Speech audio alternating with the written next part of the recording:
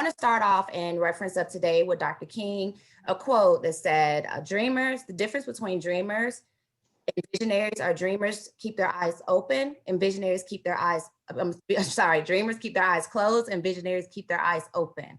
And that is what you will see on this website today. Each and every one of our council members are like amazing in their fields. We have someone representing every council from Diversity in Aquatics.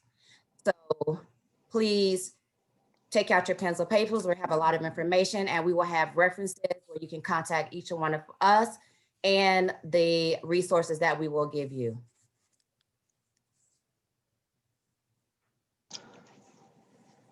We are Diversity in Aquatics' newest council. We were just formed maybe 6 months ago.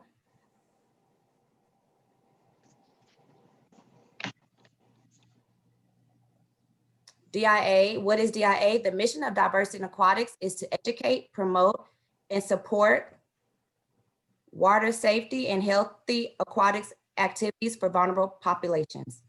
Together, we can promote, educate, and support efforts to reduce the drowning rates worldwide.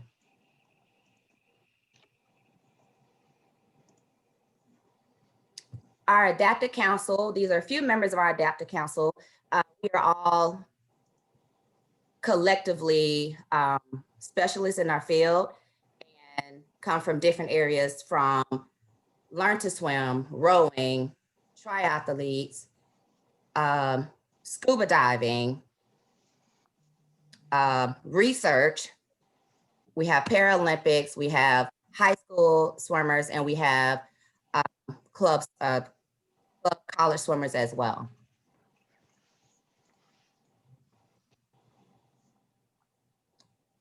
Together as a council, we came up with our mission for our Adapted Council. So our mission is the DIA Adapted Aquatics Council mission is to reduce the risk of drowning and improve the quality of life for underrepresented individuals with disabilities through advocacy, resource development, educational programming, and community outreach programs through aquatic activities.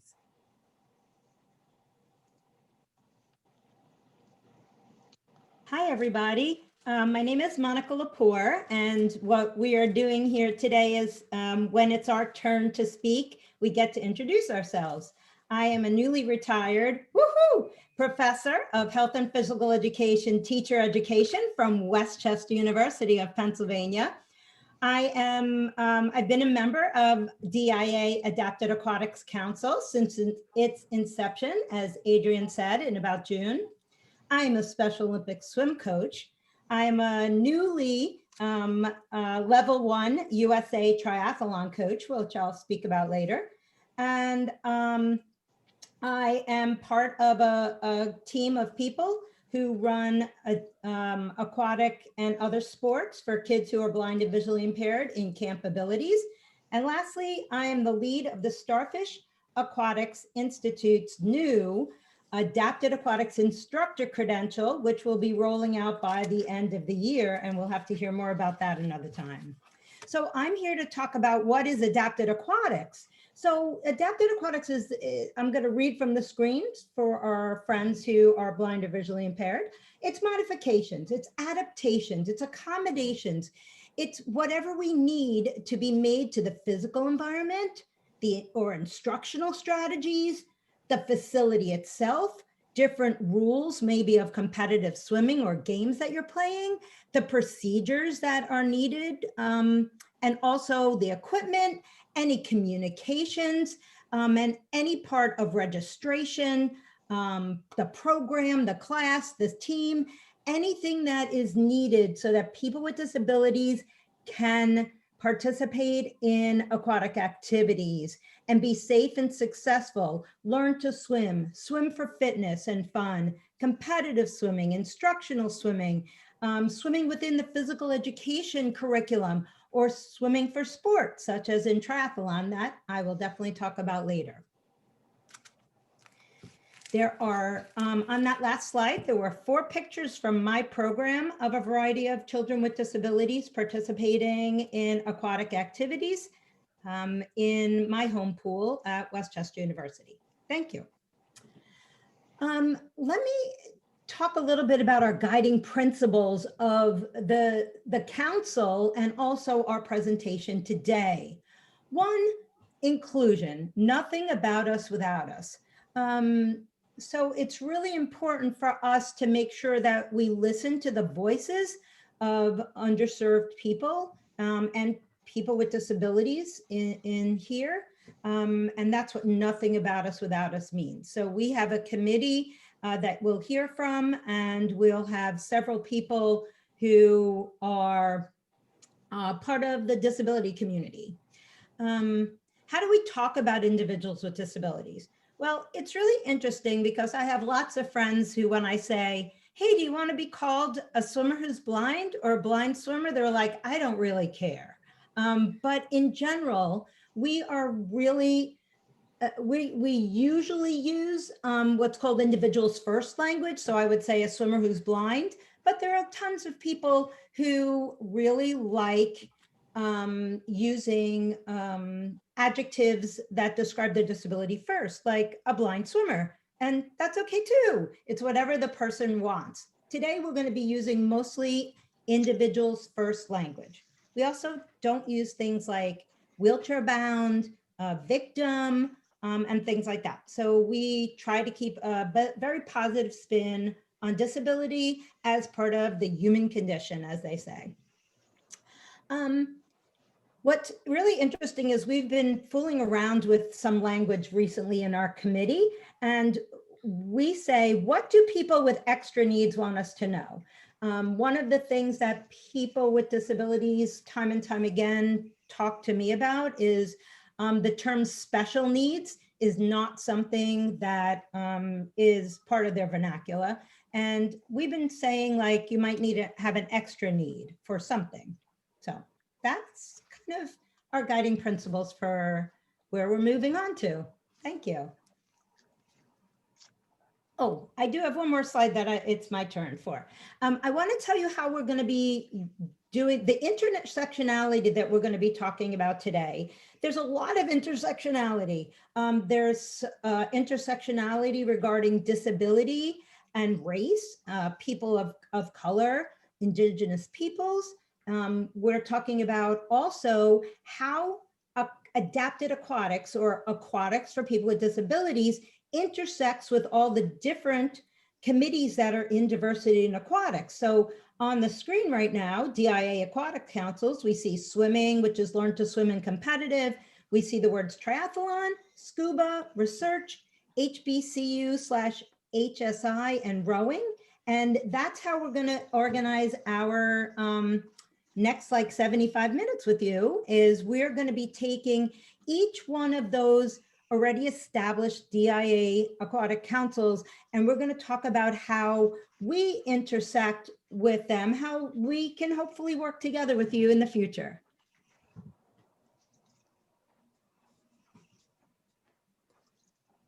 So I will stand in. Pass this off to you, Adrian. Yeah. So I'm Adrian Wesley, and I own Swim Life Fitness, where I focus on adapted aquatics. I also am a USA certified coach, high school coach, middle school competitive coach. I am just recently, like in the last couple of weeks, did my Paralympic certification for USA Swim. So I'm going to step in and talk to you about Learn to Swim. With an infant class of Learn to Swim, you're looking at kids who are 2 and younger. And in infant classes, you're working on motor skills, being safe in and around water, introducing basic swim skills. With adaptive, we also work on body awareness, tone and core strengthening, and sensory movement.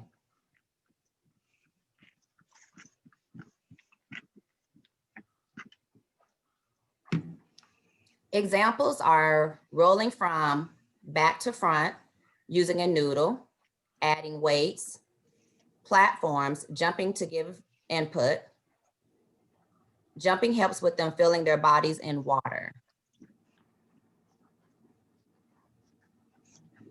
When working with kids who are adapted, it's very important to have a ritual and a routine when coming to the pool so that they know what to expect when they come for their lessons. It lowers their anxiety before and throughout the lesson, less discomfort with the water, other swimmers, coaches, etc.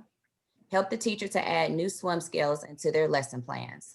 The ritual, coming to their lessons and leaving their lessons, and having a well put together lesson plan. Having the same routine each lesson. The goal is to have a great swim lesson, so making sure that you're always keeping it fun.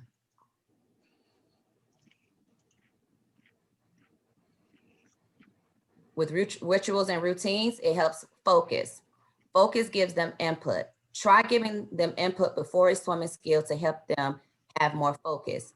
For example, if you want to start out a lesson and say, hey, give me 3 to 5 bobs up and down, that gets them acclimated to the water, gets a little wiggles out, and you can start there getting focused from there. And sitting on the bottom of the pool. Some kids with sensory integration, they like to feel the pressure of the water. So allowing them to get their sensory inputs taken care of is a great way.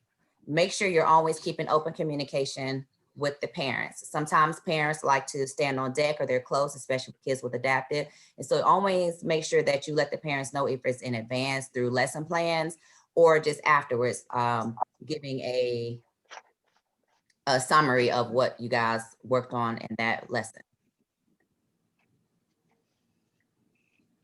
Now passing it on back to Dr. Lepore. Thank you so much, Adrienne. So another one of our aquatics councils in DIA is the Triathlon Council. And how does Adapted Aquatics intersect with the Triathlon Council? Well, of course, swimming is one of the biggest parts, well, in my opinion, one of the biggest parts of triathlon. And of course, triathletes with disabilities have several ways that they can participate in swimming as part of triathlon. So as a paratriathlete, they could be in a category of those with physical disabilities or visual impairment. And then they would be classified as a wheelchair user or a stand-up paratriathlete or a visually impaired paratriathlete. So there's several categories, but there's 3 main parts to paratriathlon. And again, that's wheelchair users, stand-up paratriathletes, and also visually impaired paratriathletes. I'll show you a little bit more on that in a moment, okay? One of the things that the Adapted Aquatics Committee could do is collaborate with the Triathlon Diversity and Aquatics Committee and be able to share the excitement of upcoming brainstorming sessions, like from the USA Triathlon Association. They're going to be brainstorming on other classifications for non-Paralympic type triathletes to be able to participate in USA triathlons everywhere around the country. For example, many of you had seen probably over the last about a month ago, Chris Nickick, who was a Special Olympian, a person with Down syndrome, who participated and was the first person to do a full distance Ironman. And so if Chris was coming to your community and participating in the triathlon in, let's say, New Jersey, one of the things is that there's no USA Triathlon actual category for him. So if he needed to run with a buddy and have a buddy to guide him, he has to go into the PC Open, which I'll talk about in a minute. There's no category for people with intellectual impairments and what they need. So that is really exciting that USAT is going to be brainstorming that, and in the next year coming up with a couple of other categories, like for people with developmental disabilities that don't fall into a PC Open kind of thing. For example, PC usually stands for physically challenged, although that physically challenged is not the way I would describe somebody with a disability. That's the category. I'm going to talk to you also, besides people with physical disabilities or blindness and visual impairment, which are in the Paralympics and USA Triathlon, there also are people who might be able to participate in the Special Olympics Triathlon, which really is very new, and I'll talk about that in a moment. Okay, what else are we wanting to talk about? Well, if we look at the mission of the Triathlon Council of DIA to connect individuals and groups who currently participate and are interested in triathlons, the Aquatic Council would be right on board with that, because we are 1/3 of the triathlon for people with disabilities. So one of the things I want to talk about is, what are some issues that might come up in triathlon when you're including individuals with disabilities into the triathlon? Well, for those with intellectual or developmental disabilities, Special Olympics Triathlon is not in every state yet, and inclusive practices are not set up yet for the general races, as I had just said.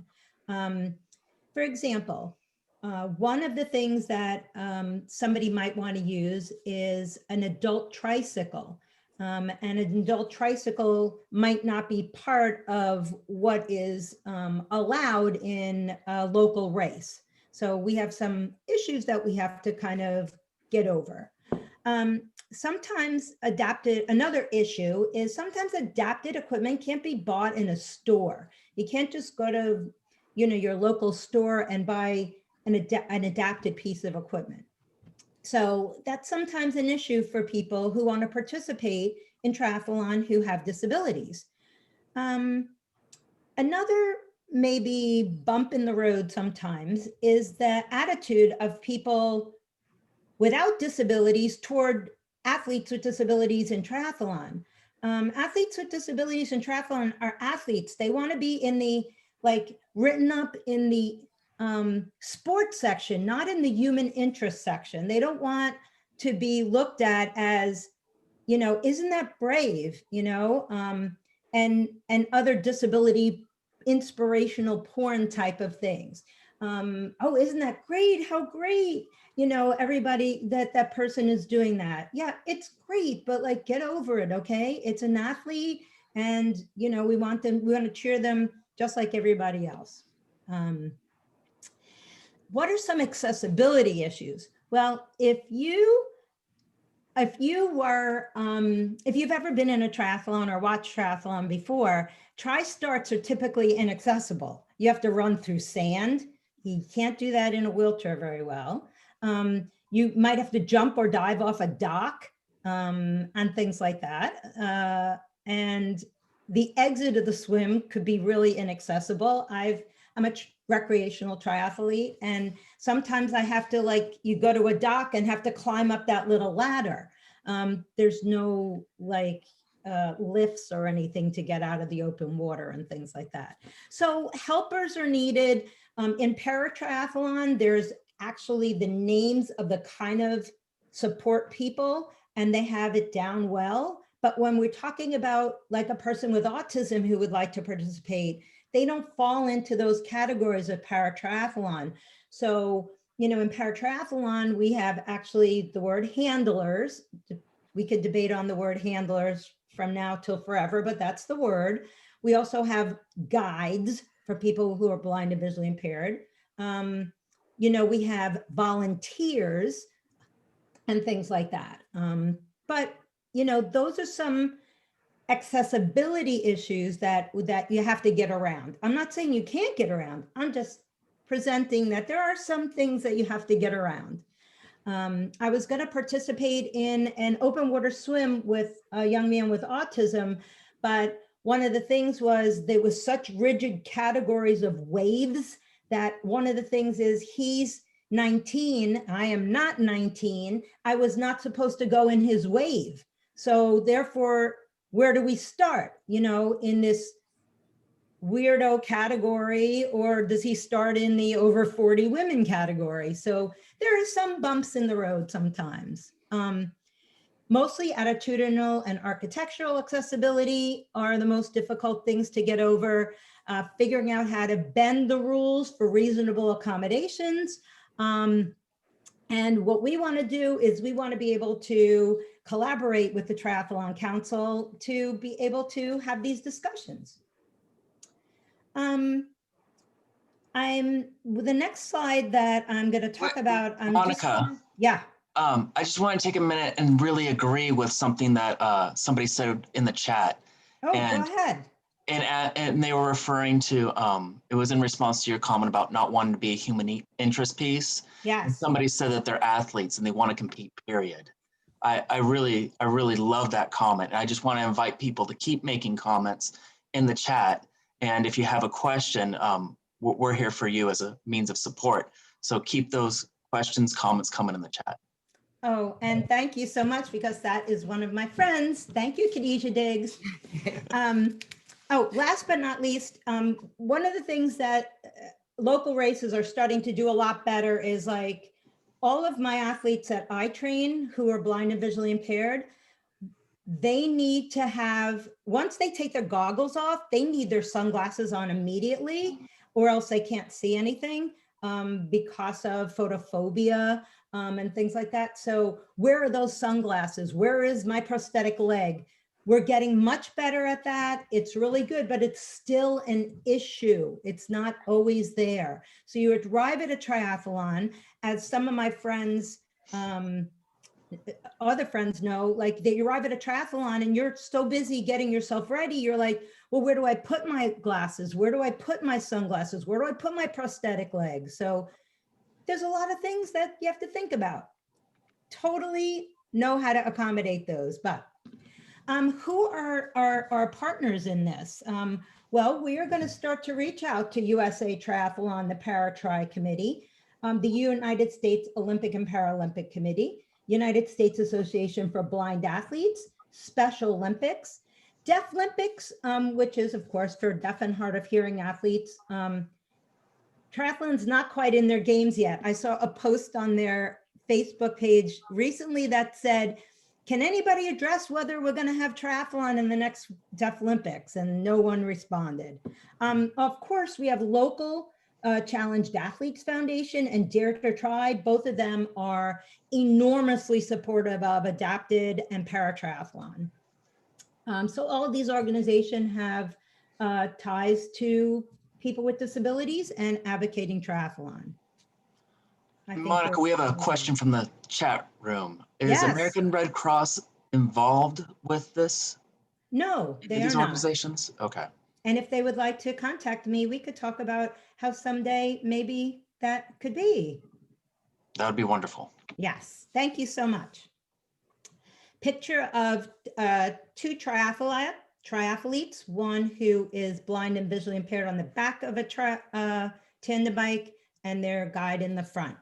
So I'm not going to really cover too much of this, but it's a slide really and information about Paratriathlon, which is a 750-meter swim, a 20-meter bike, and a 5K run as the Paralympic standard triathlon. And you could see, or I could just describe, there's 2 wheelchair categories, and then there's 4 standing categories, and then 3 visually impaired categories. And so you could, if you're in a local race, this does not apply. This is championship paratriathlon stuff. Chris Palmquist is the US Paratriathlon national team coach. And I was very lucky recently, as I was completing my level 1 triathlon coaching certification, to be on Zoom with her and be able to get a lot of great information from her. And you can become a Paralympic, a Para-Tri coach, which is the next thing on my agenda. And so when you go, you're a person with a disability, if you're visually impaired, or a person with physical disability, you kind of can go to the Paratriathlon rules, or you can go in this group called the PC Open, which kind of everybody gets fall into, and you don't have categories. And a couple of other things from the next slide is, so Special Olympics has started to get on board with triathlon. Very new. In 2014, the coaching guide was written, and triathlon debuted at the USAA National Special Olympics Games. In 2015, triathlon debuted in the World Games for Special Olympics. And 2022 will be the second time that the US Games will offer triathlon. And triathlon is for Special Olympians. And just for those who may not know, Special Olympians are those with intellectual and developmental disabilities like autism. So it's a 300-meter swim, it's a 10-mile cycle, and a 5K run. Special Olympics, triathlon, though, is a locally popular sport, so you're not going to see this everywhere. For example, in my state of Delaware and where I work in Pennsylvania, we do not have triathlon. So I am going to be changing that anytime soon. And of course, with Chris Nickick finishing Ironman, we're going to have a lot of awareness to grow this sport in Special Olympics. Yeah, so that is a lot of information about triathlon. We could probably have a whole webinar just on triathlon, but I'd like to turn this over to our friends Anesti and Nolan. Thank you. Hi, my name is Anesti Vega. I am the Scuba Council Chair for Diversity in Aquatics. What we're looking at here is an image of a scuba diver in black and yellow gear swimming down to the bottom where there's a ship wrecked down at the bottom of the ocean. And it has the text intersection of scuba and adapted aquatics. And it lists the focus and text here. The focus of the Scuba Council at Diversity in Aquatics is to increase accessibility to scuba diving in marginalized communities, educate the public on scuba and entry points for involvement, expand and promote the continuing education and opportunities within scuba, and support the highest safety standards in the industry.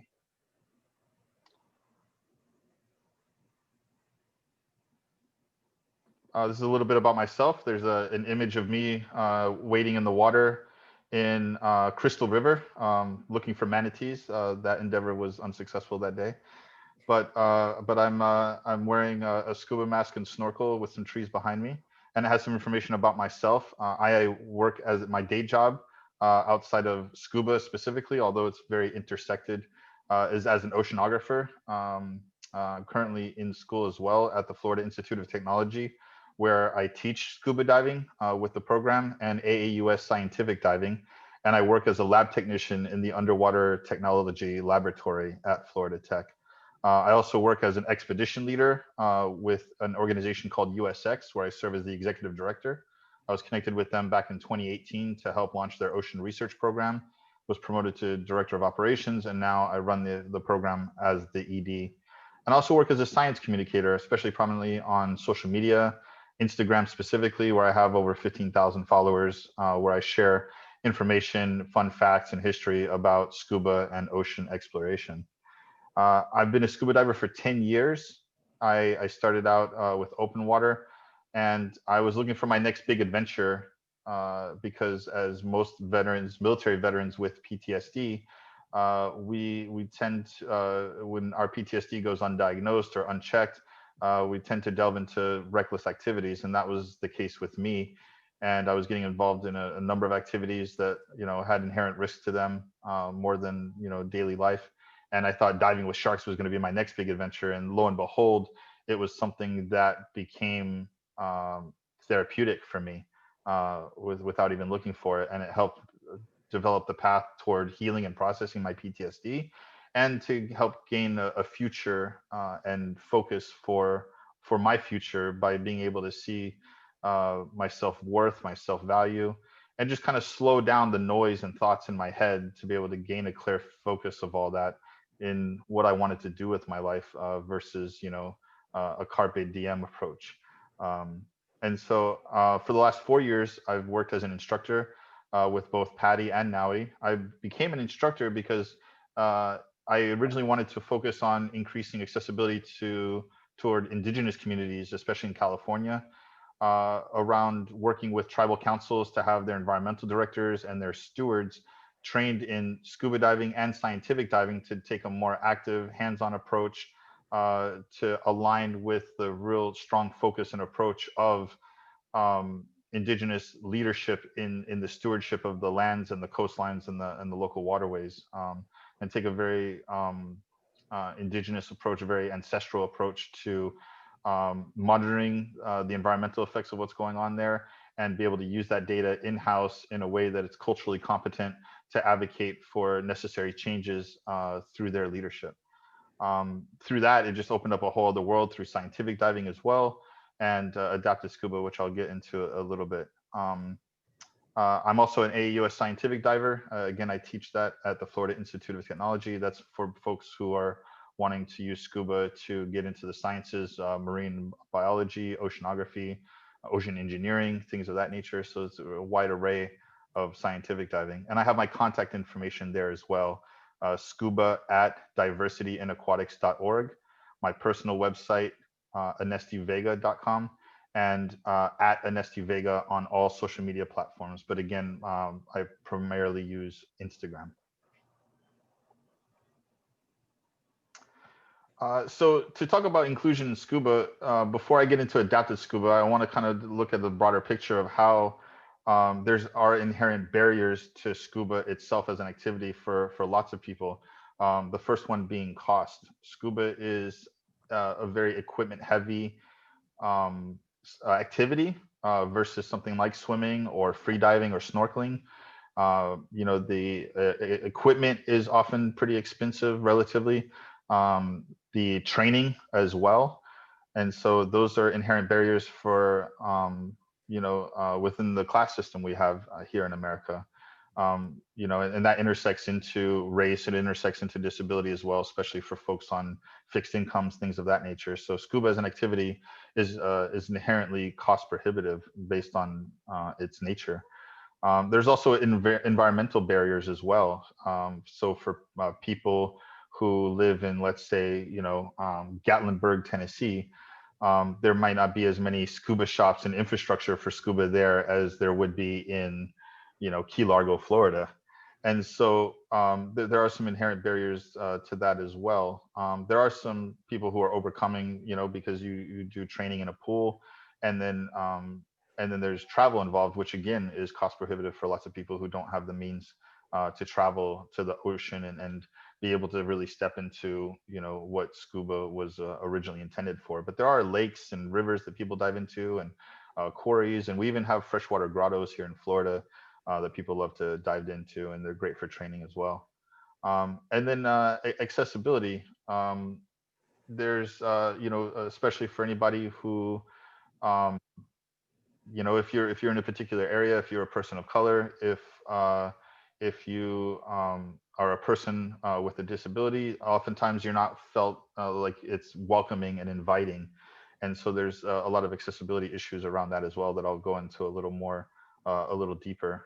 But the scuba industry by far and large is run by local mom and pops based companies, but oftentimes because of the nature and means of capitalism, those scuba shops are run by middle class, upper middle class white people, and it starts to kind of create this environment that doesn't feel as inviting and welcoming, for other marginalized communities, people of color, and people with disabilities. And so those are some of the barriers that are involved in scuba as a whole. Nesty, we have a question in the chat. Yeah. The question reads, would you say that the sensory feedback from the weight of the scuba equipment with the increased pressure from being at the depth can provide a huge benefits to those are hyposensitive and seek out pressure and touch? Yeah, that's a great question. And one that I can talk about a little more when it comes to some of the organizations that work specifically with people with disabilities. But just to touch on it, there is very limited research, but it is out there. There are a couple of papers published by Johns Hopkins University that delve into that a little bit for the hyposensitive around the pressure. So for scuba, the deeper you go, our body is predominantly water, and we can our bodies tend to regulate under pressure. So but for those with hyposensitive, hypersensitive, hyposensitive sensory input, there is there are certain therapeutic factors around the pressure of the water, around neutral buoyancy, being in as close to zero gravity environment as possible on Earth, to be able to in an environment that do have very strong therapeutic effects. Absolutely. Thank you. Yeah. So for adaptive scuba, there are unique challenges for individuals with disabilities.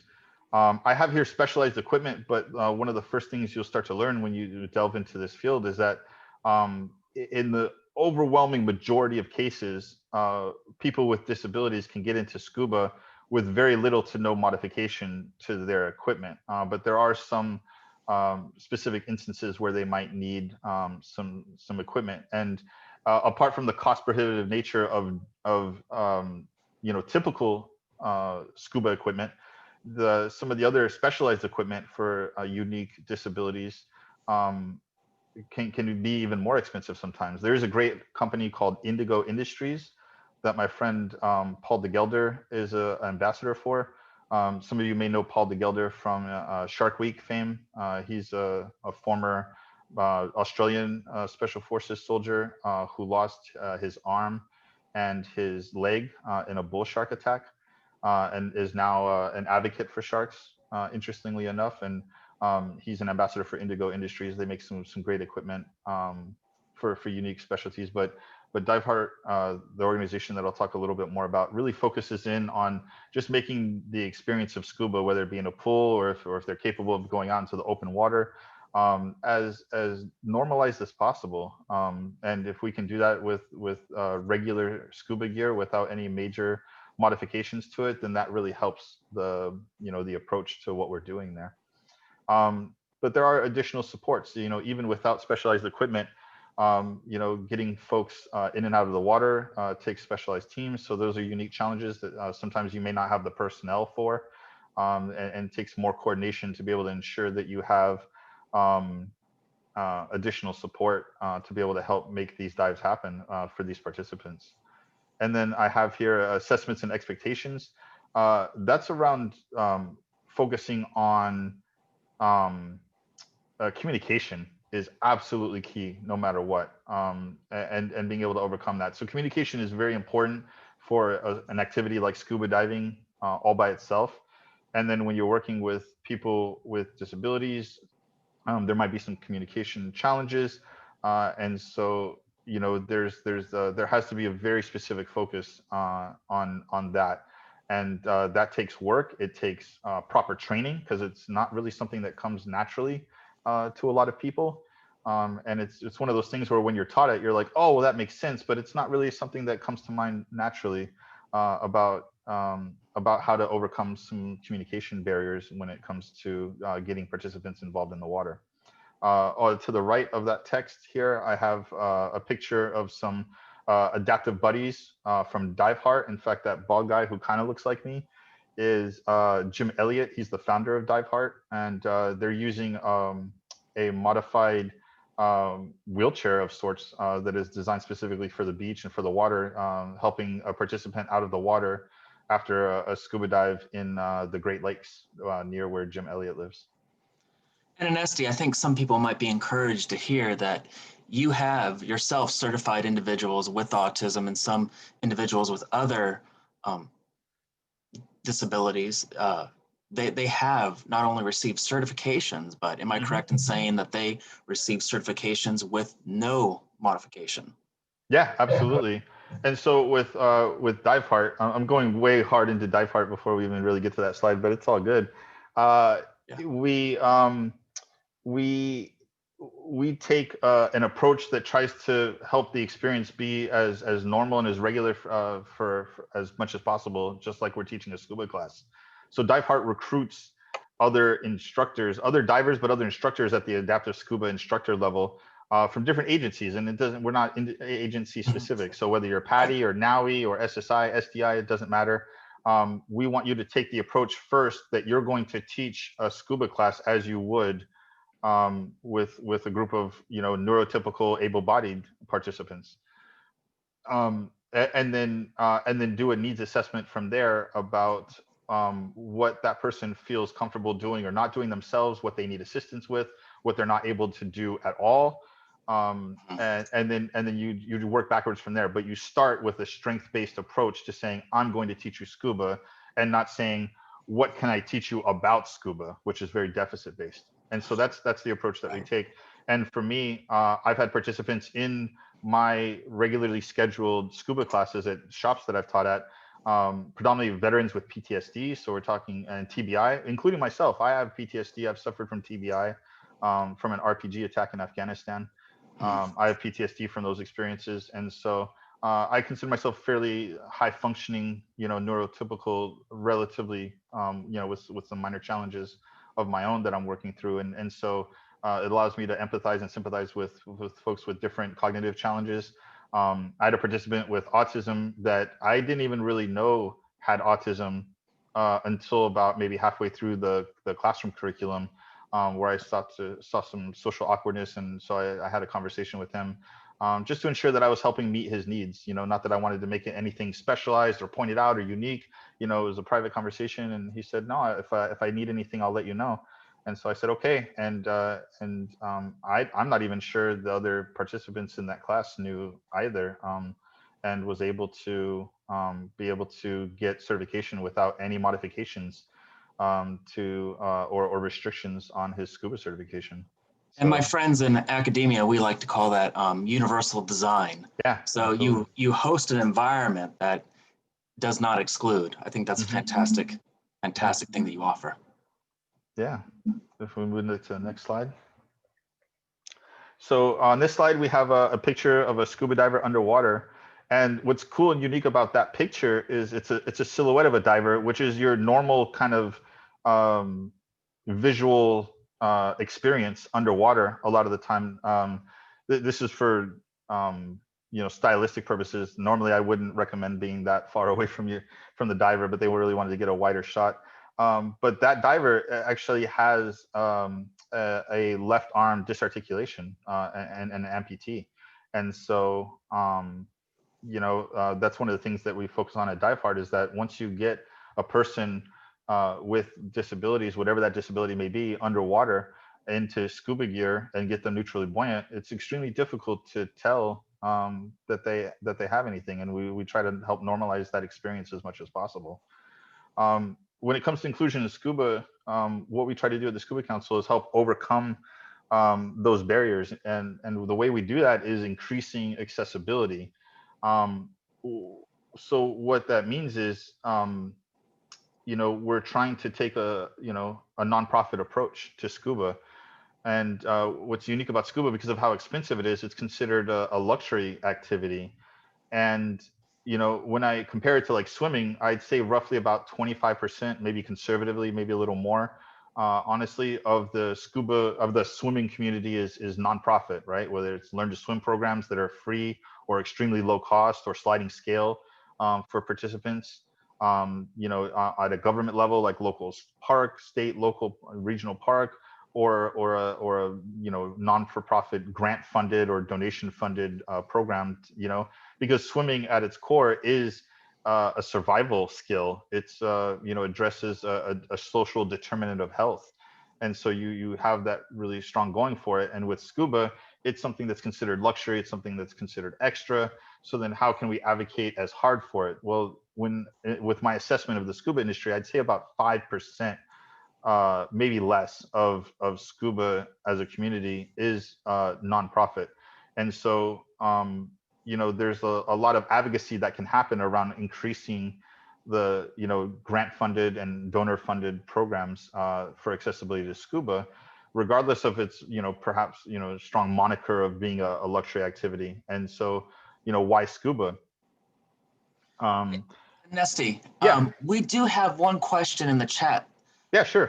Under what conditions might dive buddies be tethered to the participant? In my experience, in no circumstance whatsoever. Okay. Yeah.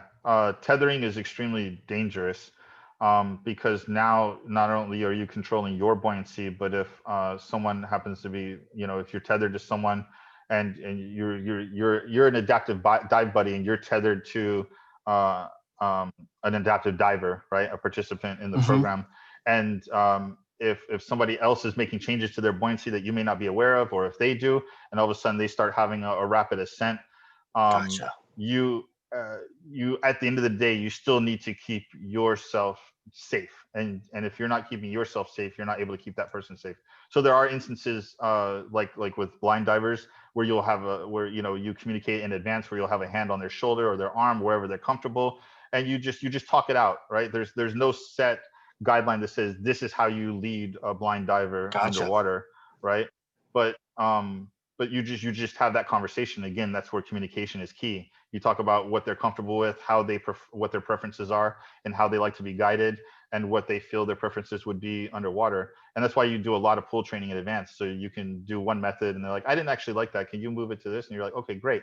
And you'd be able to make those modifications as you go, before you decide to make the leap into open water. But under no real circumstances do I recommend ever being tethered to another diver. There's a lot of inherent risk there.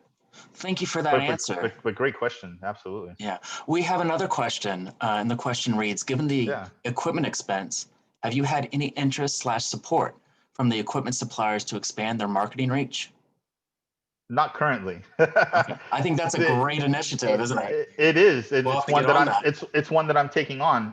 And it starts with getting them used to the idea that it's in their best interest to sponsor or endorse certain programs, even at like a college university level, with college clubs, and college students. And then if we can kind of set that as a segue into getting them more malleable to the idea of donating equipment, because they're generally not in the interest of doing that. Right. Then we can start to kind of like slip in like, hey, by the way, we got this adaptive program that you could help put your name on, and so you got to really take a mutually beneficial approach, and that takes some business savvy, that is lacking. So within adaptive scuba, we have a lot of people who are motivated, who know how to work with participants and adaptive divers, and they may not be business savvy. And then we have a lot of business savvy people that know how to bridge those connections with scuba manufacturing companies, with training agencies, with owners of swimming pools, that may not be as competent when working with those things. So it's there's a little overlap that we're trying to bridge there, with a number of connections in between. Fantastic. But it's definitely an initiative that I'm focused on as a Scuba Council chair, around gaining access to pools, gaining access to equipment, and getting access to instructors that may be willing to donate their time to not only teach scuba, but receive additional training, formal training in adaptive scuba, to be able to make their programs as accessible as possible. Great. And so speaking of which, here we have adaptive programming. So we talk about, when it comes to scuba, the number one question I get is, how do I become a scuba diver? Well, first, that's, for most neurotypical able-bodied individuals, it's a matter of just Googling scuba and, the town you live in to see if there's a scuba shop nearby. If you live along the coastline, there's a generally good chance that you have that. But if you're a person that has some, a person with disabilities that, have some unique challenges, and you still want to get involved in scuba, I thought that's an accessibility challenge that we talked about previously. For every one adaptive scuba instructor that's out there, there's about 1,000, regularly certified scuba instructors that have little to no experience. So you're going to run into way more scuba shops than you are those that are equipped to be able to work with you on those unique challenges. And so here's some organizations here listed. So you have Handicap Scuba Association, which, if you can go back to this slide, thank you. I listed them because they are like they are the pioneers, honestly. So much like Scuba itself, the approach to work with folks with different disabilities really started with military veterans who were coming back from war as amputees, as people with cognitive challenges like PTSD and traumatic brain injury, even at the time what was called shell shock. And that's how Scuba started as well. Is people who were combat divers in wars were wanting to come back and know that that there was some enjoyment of in diving itself, and it became more recreational activity, fun for the whole family versus combat diving. And so Handicap Scuba Association really started in the 70s. So I give them credit where credit is due. They really are the pioneers of putting a focus on making scuba more accessible. With that said, the people who started it are still generally the people who run it, and their leadership is a bit dated. Their approach and curriculum is a bit dated, including the name itself, Handicap. It's not something that we like to use. It's something very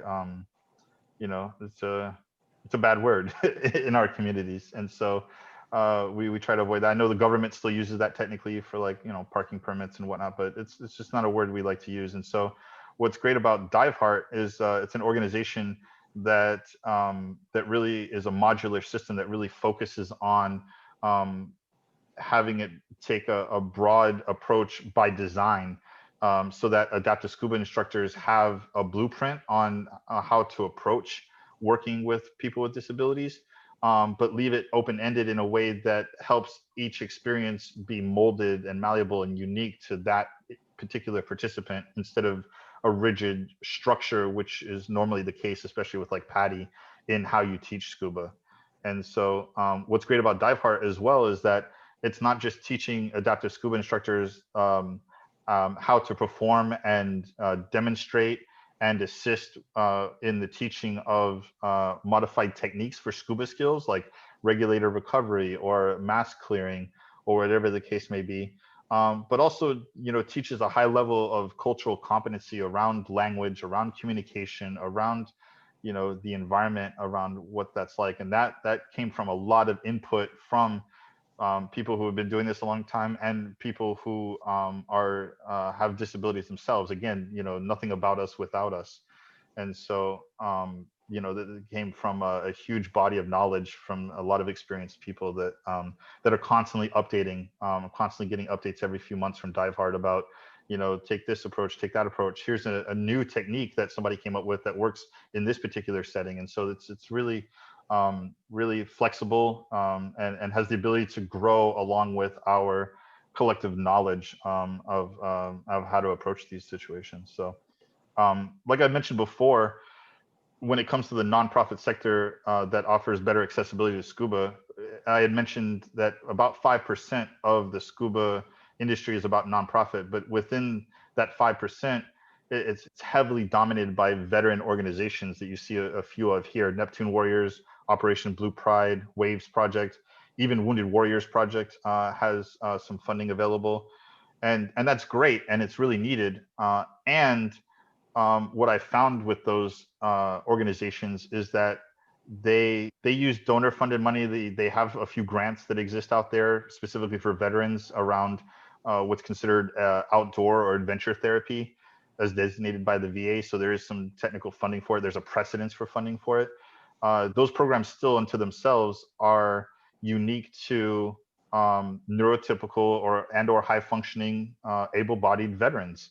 And so if you happen to call up, an organization that says we offer free scuba training for veterans, and you say, well, I'm a double amputee from Afghanistan, because this happened to me, what can you do for me?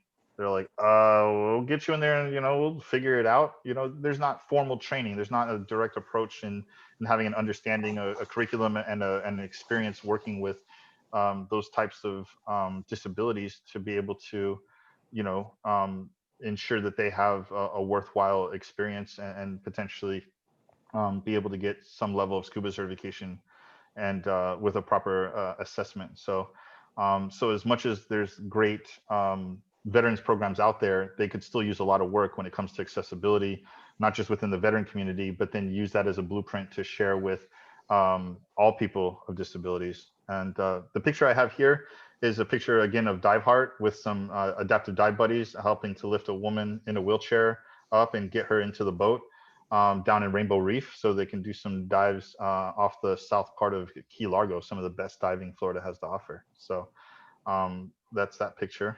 And with that said, again, you know, teamwork makes the dream work. There's a picture there of two scuba divers, buddy team there next to each other, where they can reach out and be able to help assist. Scuba is a very much a partner-based activity, and so when it comes to adaptive divers, you know, they require a little extra assistance, but if we all work together, we can make it happen. And with that said, I would like to pass it over to Mr. Patrick Johnson, who's going to share a little bit about veteran swim programs, if there's no other questions about scuba.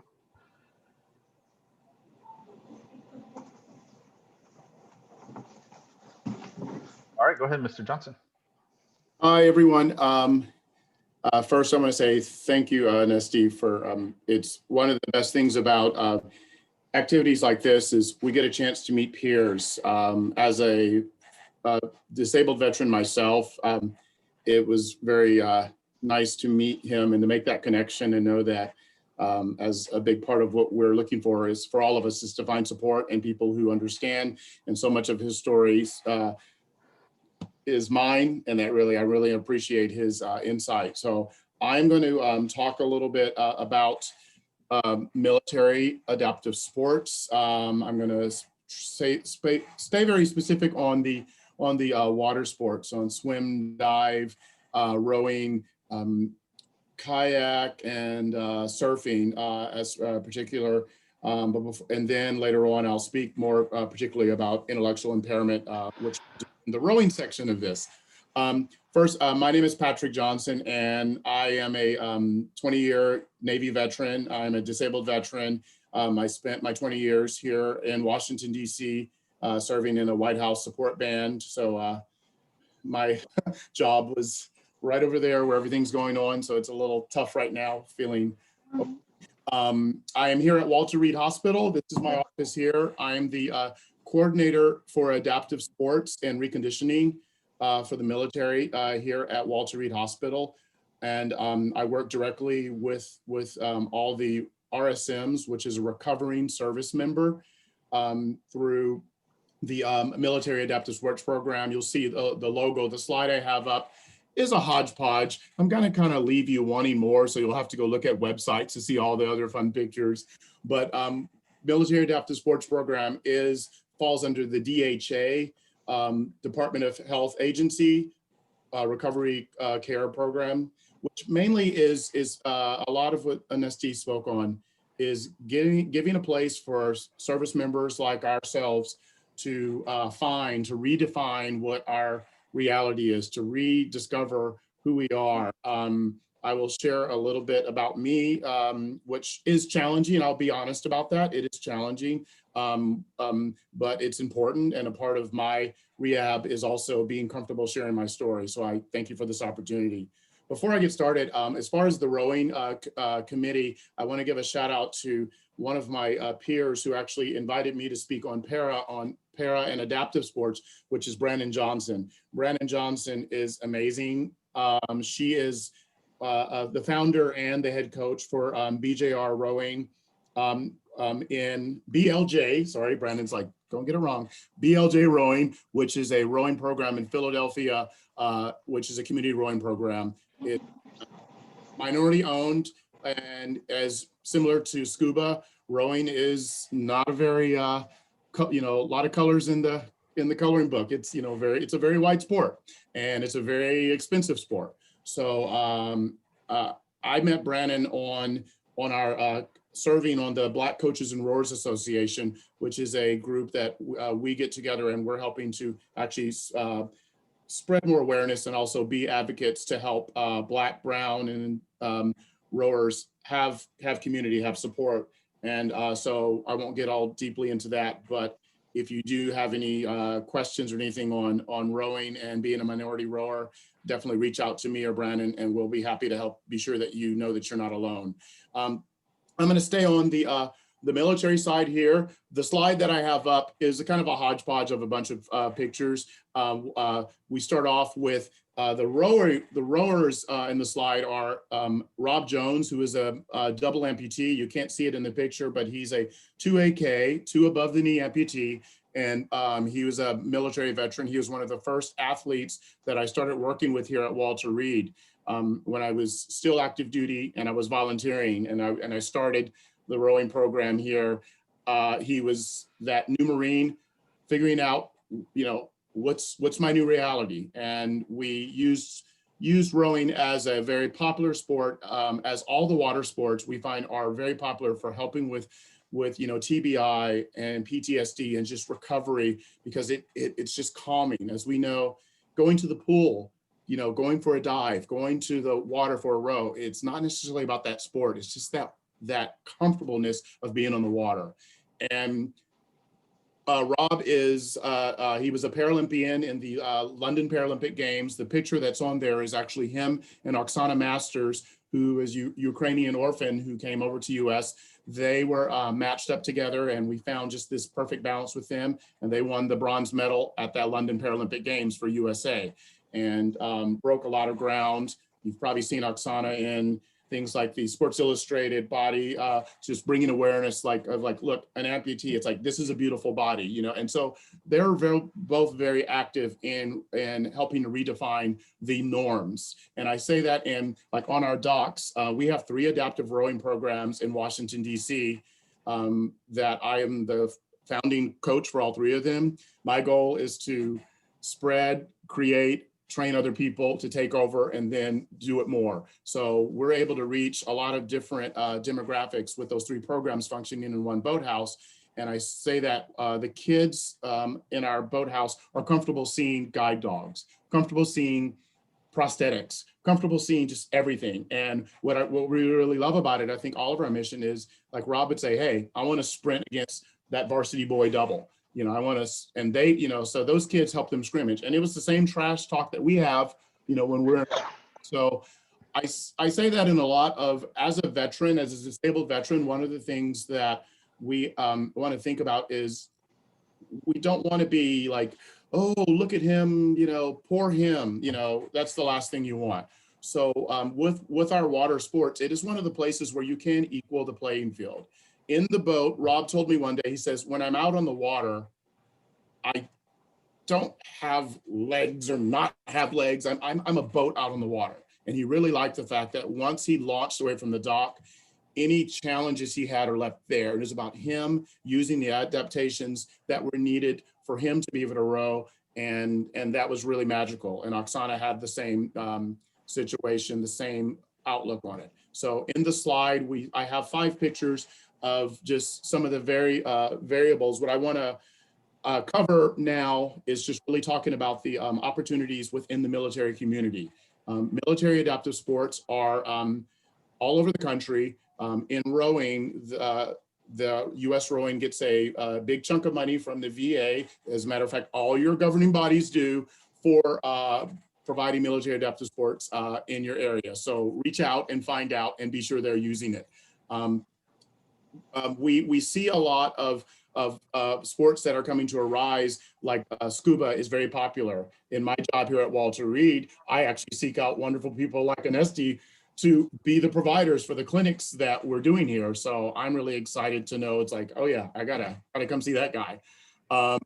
We see like snowboarding, things are skiing, snowboarding, gosh, so many things you would think they can't do that, and they do. So the picture, one of the pictures has a female soldier. It's a stock picture, and half of it she's in uniform, half of it she's in her swim gear with her prosthetic, and really showing that we're soldiers, we're sailors, we're Marines, we're airmen, and we're also recovering service members, but we're not one or the other. And so really capturing that is really important in our mission for bringing adaptive sports to the military community, because they're all in your community. The big picture on this slide is actually the opening ceremonies of the last Invictus Games. The Invictus Games is one of the major competitions that that wounded and ill and injured warriors are able to participate in. I was at the original Invictus Games. I was the US head coach for that and got to hang out with Prince Harry and stuff. And he's amazingly funny, but also super supportive. And then the Warrior Games is another aspect, which I'm the Army rowing coach for Warrior Games. We're in prep time right now to get athletes ready, where sports is a way that they can overcome. Swimming is huge. You know, rowing is huge. All those sports are huge. The water sports are very popular for a reason. So thank you. Everybody on this call is a part of why those are helping our servicemen and women recover. So really those components are very much important to know that, well, is Invictus and Warrior, is that separate from Paralympics? In a lot of ways, a lot of the athletes that we are bringing up and training have aspirations for Paralympic team. Rob is a Paralympic athlete. We have 4 Paralympic athletes from the rowing program here who are on the Paralympic team. And there's so many from so many different sports. So ask about that. If you have questions about how to find resources, my email address will be all over this chat. Reach out to me and I can help you connect with the organization and with the resources there in your hospitals, in your VAs. A lot of times just having someone who's already on the other side of the fence can help get you in. So I would love to help see you grow. Really, I just really, as far as military, that's all I really wanted to cover. I'm going to talk a little more about para rowing, and the reason why we have the para rowing classification stuff come after the military, because it really does tie in. One of the biggest misconceptions I hear from people is like, oh, rowing, well, he doesn't have legs, or he only has one arm. How can you do that? And it's like, para rowing categories have grown over the years, and you'll notice the nomenclature is para rowing now, not adaptive rowing. A lot of the changes in the terms that we're a part of is helping to continue grow and elaborate on how to use proper terms and the grow. The slide I have up is a lot of stuff, and I'm going to go through it kind of briefly, but mainly give you the overview that in para rowing there are 3 categories. Your non-para, which we don't say non-adaptive, like we say non-para. We have para and non-para, and your non-para rowers are PR3. So when you see those rowers out on the water and they're out the boathouses, that would be a PR3 category. PR3 means legs, trunk, and arms. That's somebody who can use the full slide. The rowing seat moves with you. If somebody who's in that category will be a rower who has the use of their legs, trunk, and arms, who can utilize the sliding seat. Rowers may have physical or visual impairment. That is a huge category, which I'll go into last. We jump over to PR2. Rob and Oksana, double amputees. They're in a boat that has a fixed seat that's attached to the boat, and they only row for trunk and arms, because actually in the boat, they don't use their prosthetics. They actually have special things, some weird stuff. If you go to the Marine Corps Museum, you'll see Rob Jones's rowing legs in the Marine Corps Museum right now from those Paralympic Games. Rowers who have trunk and arms movement, who are unable to use their leg to propel the sliding seat. That is PR2. It used to be called trunk and arms, but para rowing 2 is the category now that has just been changed internationally. Para rowing 1 is formerly called arms and shoulders. That is a rower who uses their arms and shoulders only. Rowers have strapping around their midsection to provide support and stability. That would be an example of that is I have a veteran who is a Naval Academy grad, and he was a national team rower. He was paralyzed from the waist down. So as opposed to going, wow, I can't do that, he came and found us, and we got him in the boat. And in 2 years, he was the #1 PR1 athlete in the US, which meant he was on the national team. And he, rode at that. And his wife said, this is something that he never would have thought he could do. And so PR1, typically someone with a spinal cord injury or anything that doesn't allow them to use rotate from their trunk. Now, those are 3 different categories. Very important to know that, because that means there is a place on the water for everyone. Now we're going to go into the subcategories in the PR3, which is a lot of different categories. We have Pr3AK, that would be a single leg or above the knee amputee. That would be Paul Hurley, our Navy veteran, who has a above the leg amputee. He also rows with our masters group. So there is no reason for him to row only para. He rows and beats people at non-para events, and he loves doing that and like talking trash, like, hey, I just beat you with one leg. And there's, you know, that's really cool. We do that all the time to motivate our high school kids, is have them race Paul. Pr3SA, a single arm amputee. That would be, or just anyone who only has one arm or only can use one arm. I have a soldier now who has paralysis in his left arm. He rows with one oar and he does it, and there's a category for him and it gets him working. Pr3VI, which will be visually impaired. Those are 3 subcategories, which you can look on the IBSA, you know, nomenclature with different levels of visual impairment. Very, very popular, very, very leveling in the national team right now. The US national team 4 has 1 VI rower who made the 4. All 4 of those athletes in that 4, the 2 men and 2 women, they're all 4 college rowers, which is also something that has been great progress, that there were 10 to 15 university varsity rowers who are also finding a place to get the training, but also making and bringing the US boat up. We want to beat Britain this year. They've beat us 3 Olympics in a row. So US is going for that gold. So then we have a new category, which is the PR3 genetic dwarfism. It's PR3GD. That category was first launched 2 years ago at Worlds, when, you know, sometimes you see a need. It's like, wow, you know, that young lady in the genetic dwarfism category, she came to Worlds and she just blew everyone out of the water. But for her to row 2,000 meters, you know, she was just like, there's no way I'm going to keep up with them. So because that category was created and brought in by US Rowing, we are seeing more athletes from that community register and see, wow, this is a sport I can do. So that's a great addition. PR3ID, which is Pr3 Intellectual Impairment. It is actually switched. I left it on ID on here. It's actually II now, because we've taken away the word disability. Some of these changes are right now in the process with US Rowing and FISA for recognizing intellectual impairment. II1 is the category that most of our athletes are in, from Athletes Without Limits, which I'll share a little bit about later. II2 is Down syndrome category, which is very, very important, because creating a place for those athletes to row on a level playing field, but also know that they do have a place in the boathouse. And II3 is autism, a lot like Anesi shared about the athlete who was at the training. We have 4 II3 athletes who before 2 years ago didn't disclose. One of them now is a US national champion. He is in the finals interview process for a director position at a major boathouse as the para director.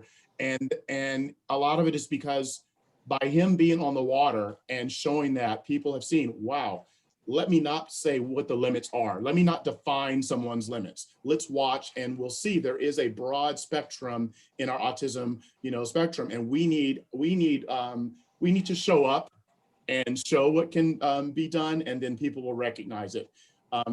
PR3 military veteran is another category that is, this sheet is from actually a regatta that's going on right now. It's a global regatta that I'm one of the para directors for, and these are the categories we're using. We're using the 30% or greater disability rating, which means the veteran or service member, they don't have to disclose anything. Boom, you just get that on your VA thing, or a recovering service member like my folks here, who we just get something from command saying that they are a recovering service member. That allows for our service members to have some accommodations that may be necessary.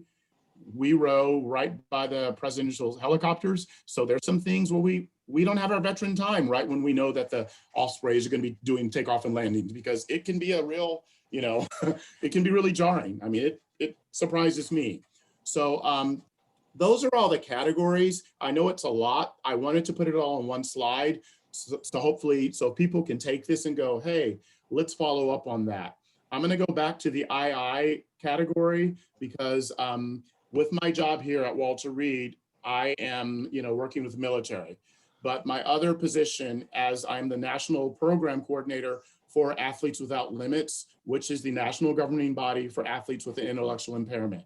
And we have 10 sports, 3 water sports. We have swimming, rowing, and triathlon, actually. And actually, Michael O'Rourke is one of our triathletes who competed in 2017 in Ironman and full triathlon. Our goal is to help find support, to help connect those people with wonderful people like Monica. I mean, it's just like, oh, I told, our swim people like, oh my God, you met Monica, she's amazing. And so a lot of that, what we've had is helping to create opportunities and create spaces for those athletes, for those coaches to get what they need. In Washington, DC, we have 4 high schools that currently have athletes with intellectual impairment who are rowing on their varsity team. Only 2 of them have disclosed, but they don't have to, because we're giving the coach the support to say, call and we'll let you know, here's how you can go about this. Some of them come to a different practice and they learn different cueing. So we can say, here's how he functions with this cue. So use this cue. And so a lot of it really, I would say, just from the rowing community, rowing is learning a lot. I'm really happy to see rowing involved with here. I'm happy that Brandon reached out for me to come and to share on this. My goal is just to be a place where you can come and ask questions, because like when I started 12 years ago here at Walter Reed, and we were carrying things up, up the hill, trying to figure out how to get that amputee, how to get that leg working. We don't need to reinvent the wheel. And so much of, I think, our biggest problem, our walls, are that we're reinventing the wheel because we're not sharing the resources. We're not sharing those stories, sharing those what worked, what didn't work. And so I'm here. My email address is patrick@athleteswithoutlimits.org.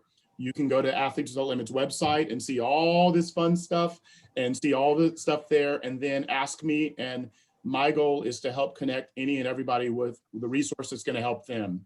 I'm way done with needing the accolades. I have my Olympic medal. I've got the Paralympic medal. I've done all that. Right now, my goal is to be here, like in an office like this, helping all of us create those future leaders. So those of you who are out there, who are a little afraid of like knowing what to do, we're here. We're a community, and I'm excited to be a part of this community.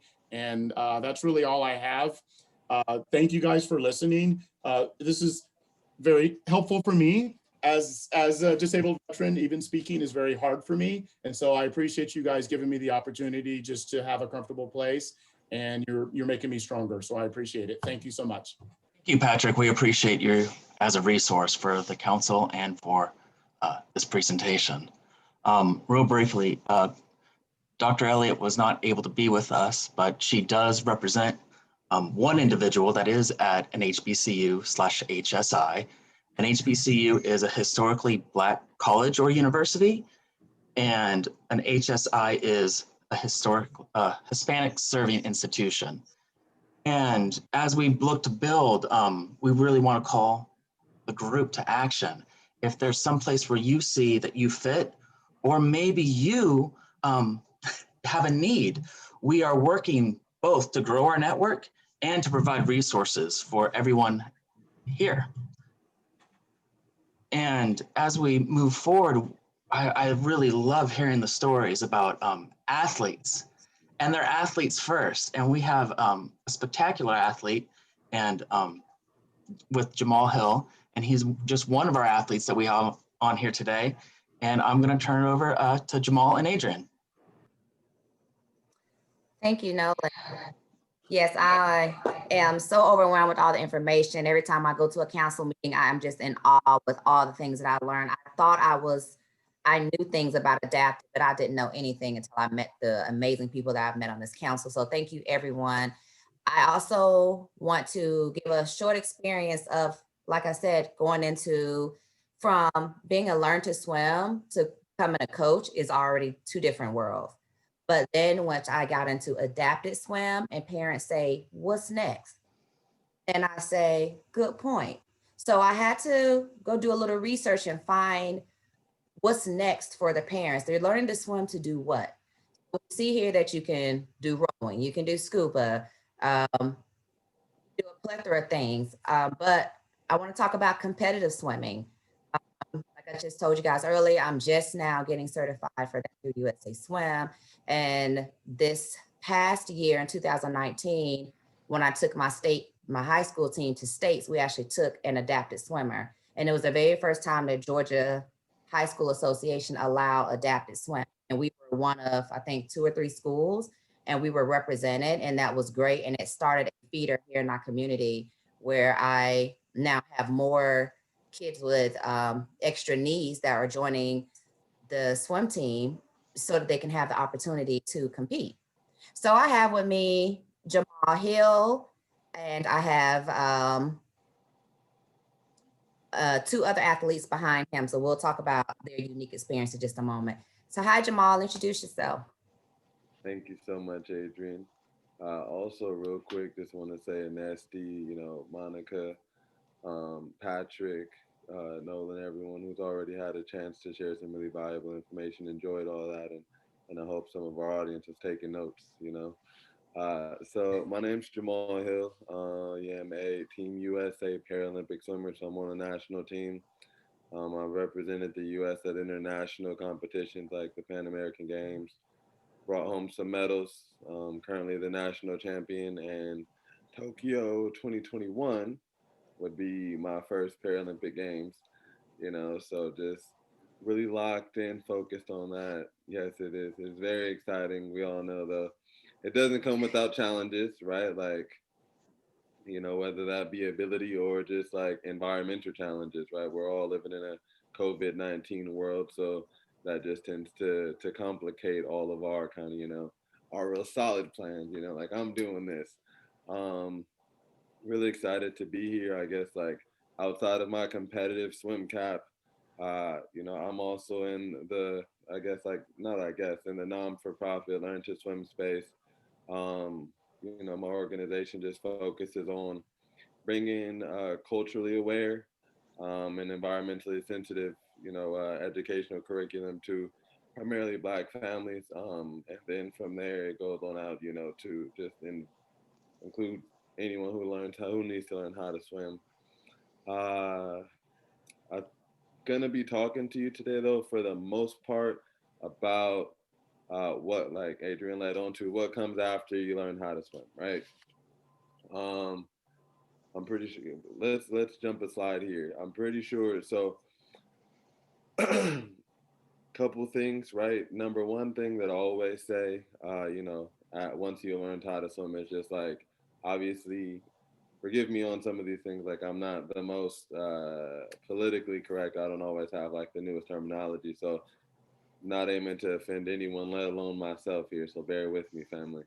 But like when we're talking about the adaptive space, parrot sports, what have you, I think one of the biggest things that I always say, especially as it pertains to swimming, is that in a lot of ways, the water is a great equalizer, pretty much across all body types, So I know literally on the Paralympic circuit, there are quadriplegics who can swim and can swim way faster than some of the people in my family that are not quadriplegic. So it's important, for us to have this platform that is the Paralympics and the sport on its highest level, to really just appreciate, how limited and contagious that limited thinking can be, and really so much of it is still going to just come down to the individual themselves. No one can make anyone else do anything that they're not interested in. But I definitely think it's always helpful to, have visual feedback and like be able to draw hope and inspiration. And, like I think personally, I think it's a great thing, so that's that. I tell parents, like, just get them into a regular swim team. Like if like, as long as like the child is like, for the most part, like, you'll get in where you can fit in, right? Obviously, there's going to be a point where it becomes too challenging, but I would say, like, don't let that steer you away still from being or trying to involve yourself with the traditional swim team. That's one big thing. And then from there, obviously, like, people compete, they can, get better, get faster. I believe my next slide shows a few resources for the Team USA Paralympic competitive swimming. So, I mean, as we look on here, right, there's a link right there. Emails, all of these are emails, you know, so just maybe take a screenshot of this and you can send an email with your question. You can just call in, you know, regular business hours. This is in Colorado, so it's going to be Central Time. So be mindful of that. And really the two contacts that you're going to see here are number one is going to be Peggy Ewald right there. So she's going to be pretty much your emerging standards coach for people who are already competitive or at a high level. I know there's some more athletes on here today that are going to be talking that are swimmers. So this would pertain more to them, you know, to kind of figure out within the multiple classification, just like all parasports, you know, where it is that you fall and how close you are to attaining those goals. General questions, you know, like, how do I get to my first para meet? Or I don't even really know where to start. Or like, I am competitive, you know, that is a minimum requirement. That is a minimum requirement, you know. So this is not your like, I'm straight out of swim lessons this year. I'm out of swim lessons. I'm into swim team. I'm developing. I have a strong interest, you know, and I think I can make this a career. One thing I would say about para swimming, even just having competed this weekend here, I'm in Texas. I competed here this week in San Antonio, and the competition was the Tier Pro series. So pretty much, you know, the top 100 men and women in the United States come together. You have to have Olympic trials cuts. And ordinarily, being a Paralympian, I never compete with Olympians.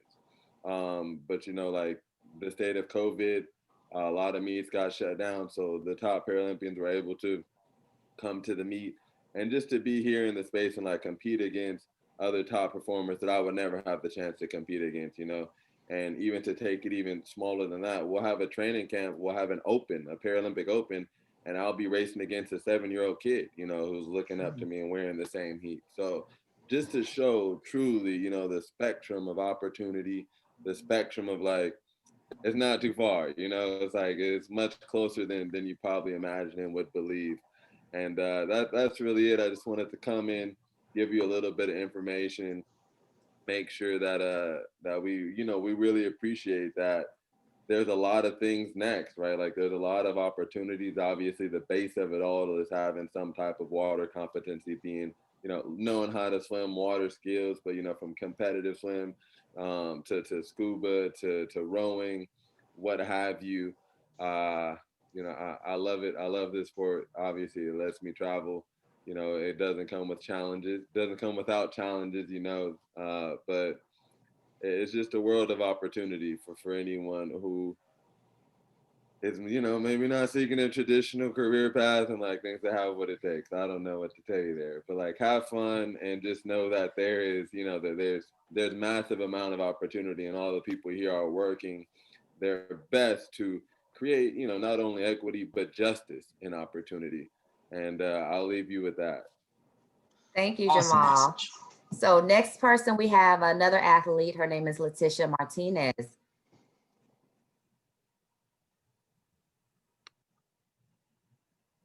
Hi, my name is Leticia Martinez.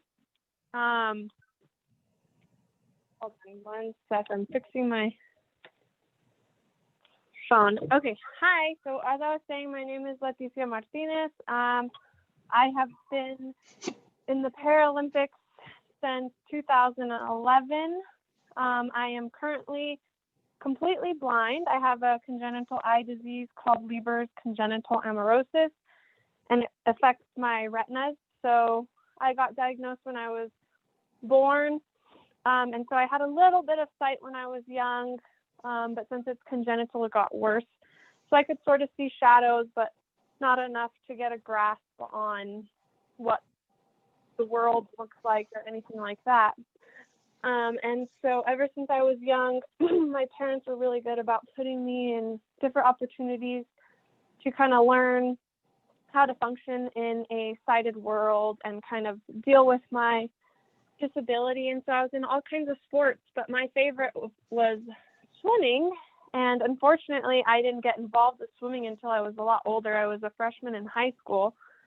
And once I started swimming, I just loved it. It was so much fun. I felt free. I didn't have to use my cane, which I hate my cane, and till this day I still do, even though it helps me travel along. But I have gotten a guide dog, which is a lot better than a cane. But so swimming was just a way for me to kind of escape from my disability.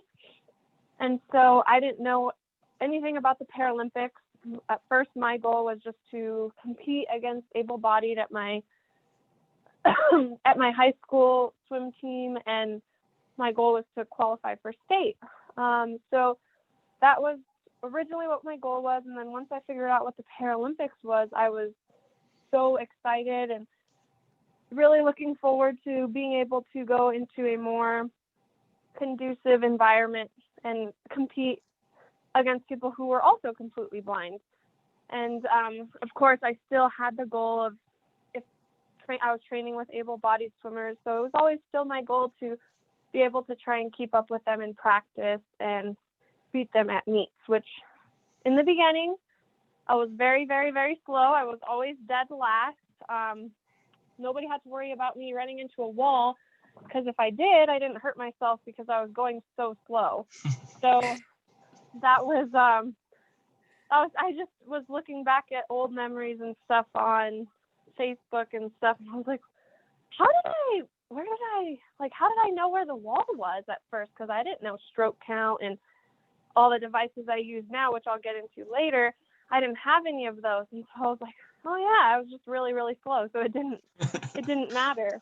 And so my first Paralympic meet was Pan American Games in 2011 in Guadalajara, Mexico. And that's when I got the urge and love for competing internationally and representing my country. And I was still new to swimming. I started swimming in 2009. I learned, and so in 2011, to represent my country at the Pan American Games was awesome. And then I decided that I was going to train for London, and I was able to compete in London 2012 and Rio 2016. And I was training for Tokyo 2020, now 2021. And I recently just had a baby, so I've been kind of navigating being a new mom and a blind mom, and graduating from college with a bachelor's of science in technical management and marketing, and kind of getting into that new chapter of life. But really cool thing that I like to kind of explain to people how blind people learn how to swim. So when my first Paralympic meet that got me to be able to go to the 2011 Pan American Games, it was like a qualification meet for Pan American Games. And it was my first event, and it was the 50 free, and I was on the starting block. And I dove into the starting blocks, and I was really, really nervous, and I was swimming my 50s, going as fast as I possibly could, and I was like wondering, why is there somebody next to me? Like, this lady needs to get out of my lane. This is not how you're supposed to swim. Everybody gets their own lane. And I was like, okay, whatever. I got to focus on the 50. And then I get to the wall, and we finished the race, and they disqualified me. And come to find out, it's because I dove into her lane. And so it was my fault. It wasn't hers. And so I was like, oh my God, I'm so sorry. I was apologizing to her, and we were laughing, and I went to go give her a hug to apologize because she had brittle bones disease. And so me running into her could have been very dangerous. And so I was like, oh my gosh, I'm so sorry. And so we, to this day, we are really, really good friends, and her name is Mackenzie Cohn, and she's a great swimmer, super fast. But that was my first introduction into swimming. And so being a blind swimmer, being blind in general, you have problems with your balance. And depending on if you have any light perception or anything like that, since I don't have any light perception, I don't have any cues visually to kind of help me. So I do have a lot of problems with my balance, which I've gotten a lot better on since I have been blind since I was born. But swimming in a lane, I mean, the only thing you really have to worry about is the lane line, or going underneath the lane line, or the walls. So I have learned, after probably 7 years really of really learning how to use the lane rope as a guide. And so I try not to stay on the lane rope as much, because if you're imagining swimming as fast as you can and your arm gets stuck in the lane line, it really can make you slow down your time. And so my goal is, and all blind swimmers' goals are, to use it as a guide so that you can stay straight. And it takes a lot of practice and kind of learning where your body is in space and in the water, and having a very awareness of that, and kind of memorizing your stroke and getting your technique down. And then for walls at competitions, we have a person that stands on the edge of the pool, and they have a long pole, usually it's like a 10-foot pole, and then they put a buoy on the end of it so it's soft, and they hit you on the head. And when they hit you on the head, for me, I count 2 strokes and then I flip. So that's it could be a scary tactic, but you have to trust the person that's hitting you on the head with this giant pole, because if they do it wrong, you can get a concussion, which has happened to me while I was swimming. But it's a lot better than running into the wall regardless. So, and then at practice, I lived and trained at the Olympic Training Center in Colorado Springs for about 5 years. And at practice, since we didn't have people to be able to stand there with a pole and hit me on the head for 2 hours twice a day, we had sprinklers. So this was really cool. I really liked it. I swam at the end lane. And so the sprinklers were probably about 3 feet from the wall, and they hung into the lane. So the entire lane, once you were underneath the sprinklers, you could just feel this cold spray of water.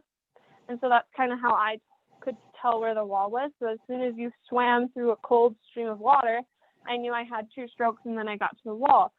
So that was really helpful for me, because during a hard practice, I kind of got a little cool off session really quick, and getting hit on the head for 2 hours every day kind of gets, a little old, especially how hard they hit, because I guess when I'm swimming, I don't feel anything.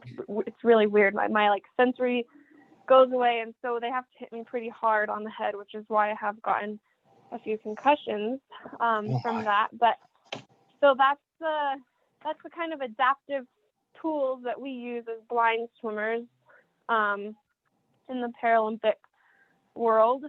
And I just think it's a very interesting thing. They're always trying to come up with new ways for blind swimmers to be able to swim straight and not run into walls. I know at one point they were trying to make a device that you put on inside your cap, and it was connected to somebody's phone, and it would kind of give you different tones and different beeps to let you know if you were in the center of the lane or if you were getting close to a lane line or a wall. And then as you were coming to the finish, it would give you another sound to alert you that you were getting towards the end of your lane.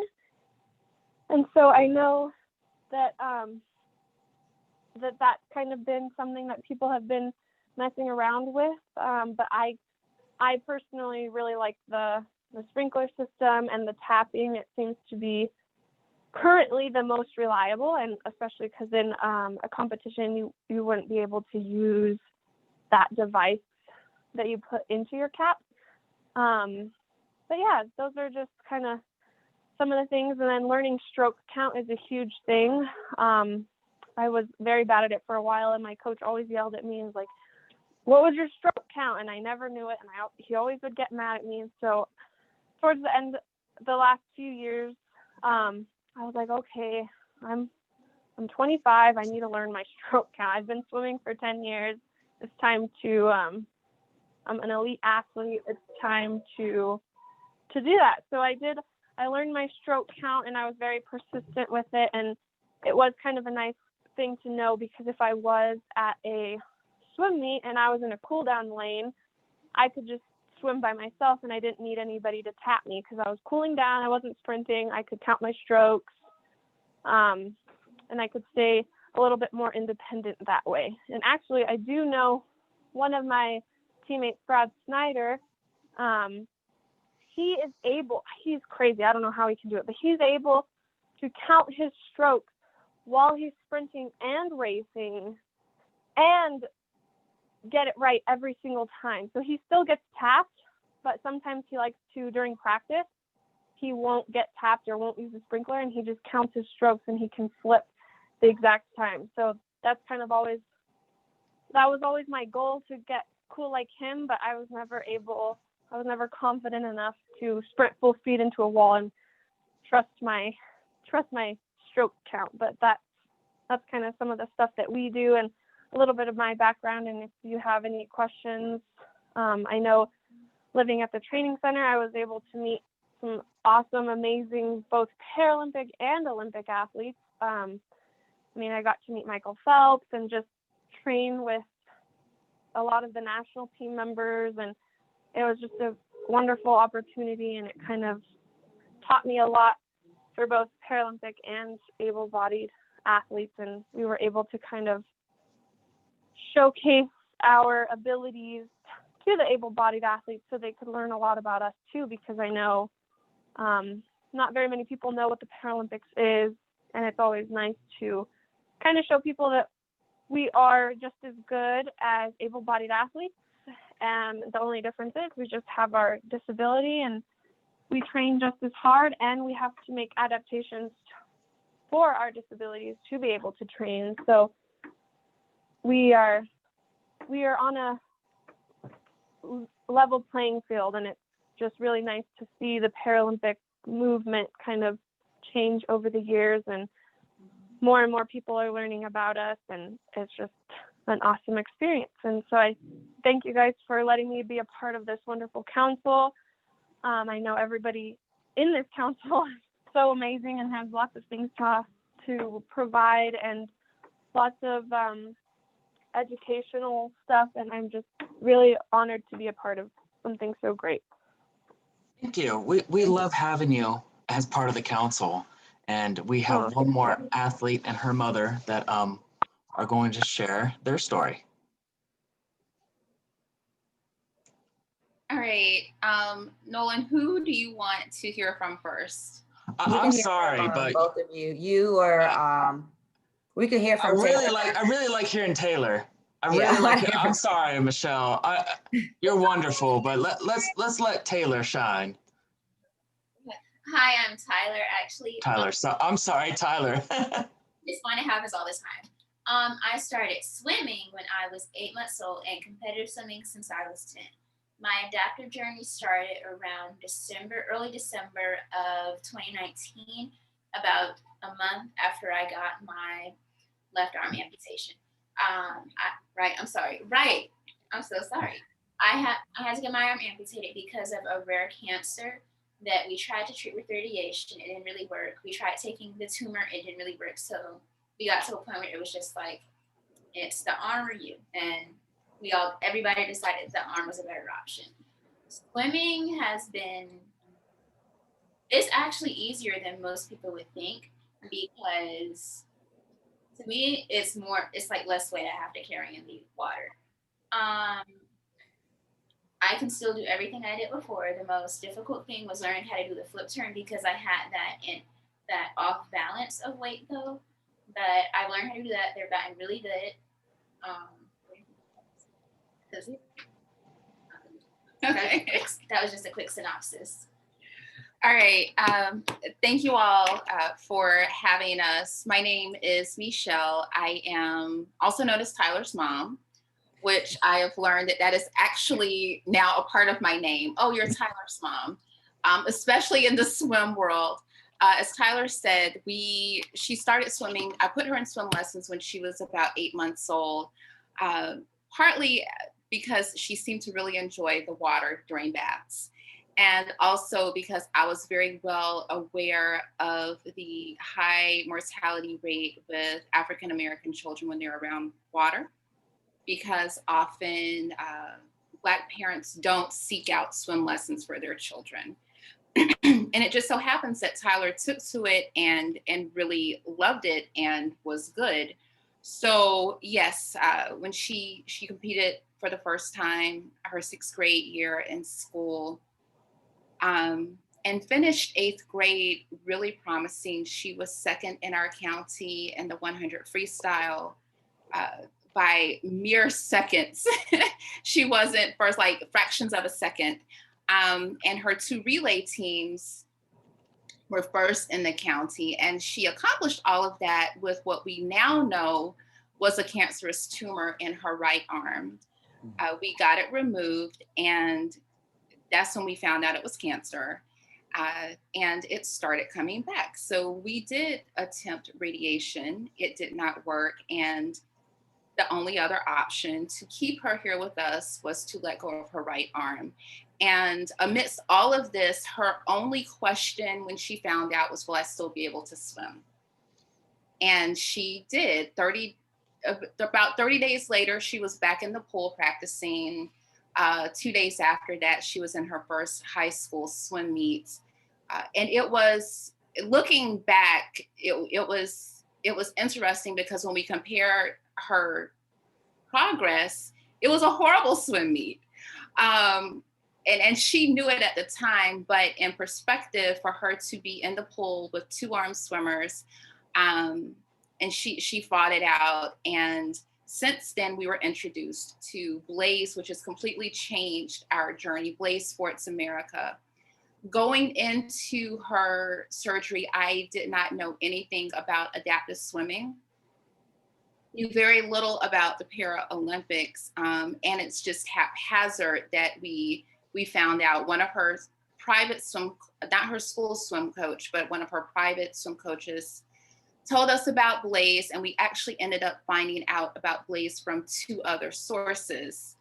Where we did not find out about Blaze was from the orthopedic surgeon who did her surgery, or through the physical therapist at the Children's Hospital where she had her surgery. And I found it interesting because they knew about Blaze. So there was a disconnect between the service of her amputation and her physical therapy and connecting her to a entity that could continue something that she was so passionate and has continued to be so passionate about, which is actually how I met Adrian, and discussing my frustration that we were not connected to Blaze through a source that I would naturally have thought. And it completely changed our lives. She is looking forward to hopefully competing at the Junior Nationals and the Paralympics one day. She still competes on her high school team.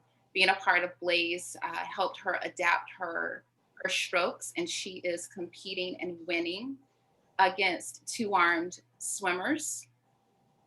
She has her flip turned down to a science. She's about 98% where she was before the amputation, but most of all, she's been able to continue doing something that I would consider to be a source of mental health for her. I think if she had lost swimming, her journey back to being whole would have been a lot different, but she was able to hold on to something that she loved, that always served as a source of kind of clearing her mind. And she's been able to do it maintain a competitive level. She was actually at that swim meet last year where Georgia, for the first time, decided to add an adaptive section, and it wasn't timed. So the next step is the advocacy for states when they open up opportunities like that it's not just an exposition between other races, but it's actually something where you send your athletes and they get timed and they can take away something other than inclusion. Yes, I think she felt at the time, once she found out that it wasn't time, I think she felt like she was more entertainment than there to compete. So that's the next step in advocating for those types of opportunities so that our adaptive athletes have full access to the opportunities that their quote unquote able-bodied counterparts have access to. And with that, I will be quiet. And if you have any questions, I see Blaze is a national. Monica was helping describe Blaze in the chat. Well, you bring up some very good points that really ties into our research. Next, we're just going to briefly talk about this follow-up survey, because even though I work and have worked in adapted aquatics for such a long time, I need stories like that to inform me of what are we missing as instructors? What things can we do to help somebody stay involved despite how they present? And I think your case was especially interesting because there was an acquired disability and not a disability that she was born with. So one thing that we're trying to do, Dr. Monica Lepore and I, we were tasked with representing individuals with disabilities in creating a comprehensive U.S. National Water Safety Plan. And as soon as we were asked to do this, we returned with, our response was really a question. Why are you asking us? We are two white, able-bodied individuals who work with wonderful people that will present with different needs, but we don't feel comfortable speaking on their behalf. So we are going back to our theme of nothing about us without us. And we need all of you to help us get this survey started. And what to expect. So we're going to ask for your contact information. This is not shared externally. You're not going to get robocalls because you participated. And we are going to want to know about the agency that you're associated with, and who do you serve? How big is the program? And even if you don't have to be a practitioner, you can be a participant to give us some information about the organization you participate in. And we want to know where you're at. We want to know, we want to be able to tell our council, the U.S. Drowning Prevention Group, we want to tell them that we had a group of people from all over the U.S. participate in an 8-minute survey. And we're going to ask open-ended questions, like what topics come up? If you consider, and you don't have to out your own agency, okay? Just generally consider policies. What policies didn't represent you or the people you work with? What barriers are stopping individuals from participating? And then we are also going to ask, have you ever been asked your opinion? So we're asking your opinion. I want to know, is that rare? Are you often included in policies? Because you should be. And then have you ever come across tools that help assess the effectiveness of how you come in contact with water? And then lastly, we'll be asking if you can help us out. And after we craft our final survey, we'll be asking if you can help us participate in the second round. And Dr. Monica Lepore and I will be following up with you. But it's just an 8-minute survey, and that would greatly help you kind of move the needle and help us have an impact. So with that, I'll ask Adrienne if she has anything to add while we wrap this up.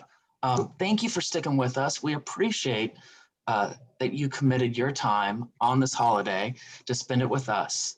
And if you have any more questions, you can reach out. There will be a recording that is posted. And we just thank you for being part of Adapted Aquatics. Thank you all so much for coming, for sharing your time with us. We really enjoyed you. Thank you guys for all the panelists that came on. It was great that we were all able to come on as visionaries and definitely pull this through. Big shout out to everyone, like no one's excluded. Like we have been, like I say, we're very new to each other, but we are all like the conversations, we're always just like so into each other that it's crazy. It's very genuine. And And we just want you guys to be able to get involved. We have Anesti, he will be coming to Atlanta to do a scuba, adapted scuba class with me. I will invite Mr. Patrick if he can come down here and have a adapted rowing program. So please feel free to contact Adapted Aquatics Council, because one of our main goals is that we actually want to bring these programs to you. So please, please, please do the survey. Make sure we have all of your information. We're going to send out we're creating a little resource Bible for Adapted Aquatics so that you guys can have resources for your local and national, hopefully international organizations as well. Is there anyone else? I think Dr. Lepore, you got something you want to close us out on? I sure do. All Well, right. all of us know that water is the solution. And the Diversity in Aquatics, Adapted Aquatics Council would like to tap into the enthusiasm from this webinar as a call to action to all of you. Number one, by responding to our short survey that will be coming in an email to you shortly. And number two, to join Diversity in Aquatics, go on our website and join Diversity in Aquatics. And if you'd like to become a member of our council, you can contact Nolan or Adrian, and they will put you in the loop. And then lastly, pass along this webinar once you get the link to other colleagues. And thank you so much for attending. Have a great day. Good night. Thanks, everyone. Thank you, everyone. Good night, everyone. Thank you, everyone.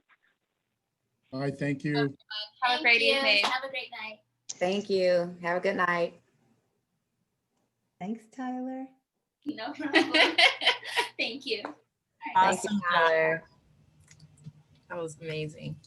Can I have my speakers, the Adapted Aquatics Council, just stay on for a few minutes while we roll everybody else out? You guys did an amazing job. Salute to you. And I also want to let you know your board chair is here. Tara Eggleston Stewart is here. She is your board representative on the Adapted Aquatics Council. So I wanted to make sure you guys were connected to her. Okay. Hi, everybody. Awesome session. Thank you so much. This was amazing.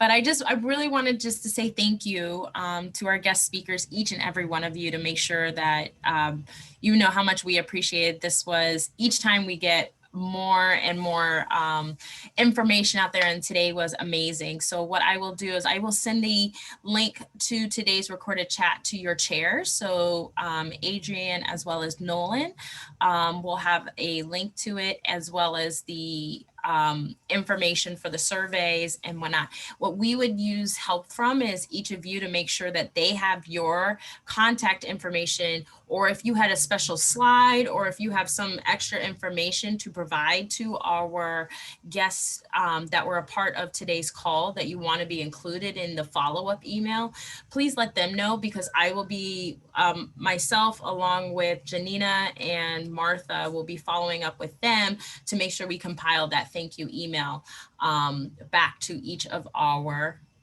guests who are part of today. So absolutely, thank you from myself and our board. Thank you so much, everybody. This was amazing. Thank you, Miriam. Letting us be a part of this. This was amazing. Yeah. Awesome. You guys this is the best way to spend today. And so, hey, you guys rocked it. I was bummed because usually on this day, my husband, my kids, and I are out doing some form of like tangible hands-on service. Mhm. So I woke up a little like kind of in my feelings. And then I remembered, I said, I am going to get a chance to do some service. Mhm. So thank you for providing this outlet to honor Dr. King and his legacy. Absolutely. Absolutely. You guys, this was amazing. So thank you all for this. So I'm going to close this out. This will end our recording. You'll see in the next 24 hours. So by tomorrow, Adrian and Nolan, the link to you guys so we can compile the follow-ups to everybody. Okay. Right. Have a good one, everyone. All right. Thank you. Have a good Great night. job. Thank you. Hello. Be safe all. Bye. God bless.